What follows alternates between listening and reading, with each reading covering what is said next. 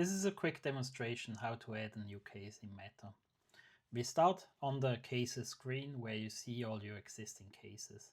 Now top right, you click on create case to start the wizard that helps creating a new case. So the first step is to select a template for a case. And so we've pre-filled the system with a variety of different templates. And so you can either type ahead to find one. Recently used templates will also show up here at the bottom. And so for today's demo, we're gonna choose a skilled in demand. The next step is to fill in crucial details about this visa case. You can give it a name, or you can let the system generate a name based on the applicant as well as the type of application. You choose which agent is working on this visa. Quinn Tester is the current user that I'm using for demonstration purposes. You choose a target date. This helps with notifications later on. And then you have to select the different people involved. Now in this type of visa, there's a primary applicant where you choose the person that the visa is about.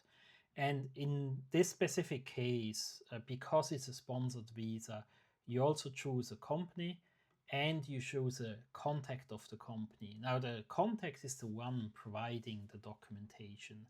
However, the documentation is about the company, and so we are collecting both details. Once that's all done, we continue to the next step, where you now choose the type of document requests you want to have created. Now, in this type of visa, there's two categories of documents. So the first is documents about the applicant.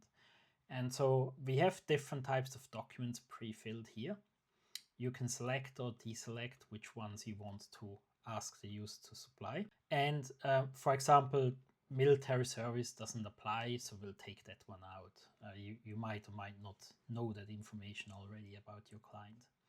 Now the second section of documents is about the sponsor, and so that's the sponsor company.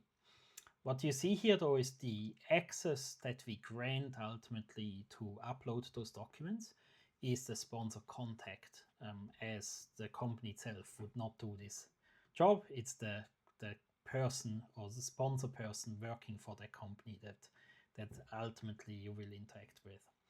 And so here again we have a list of different documents that will be, or document requests that will be created. And so that's it. So at this point we hit create case, and this will create a new case and pre-fill all the details that we've selected. It'll show the different people involved. It'll show the visa type. It was pre-filled from the template, the target lodgement date, the agent working on it.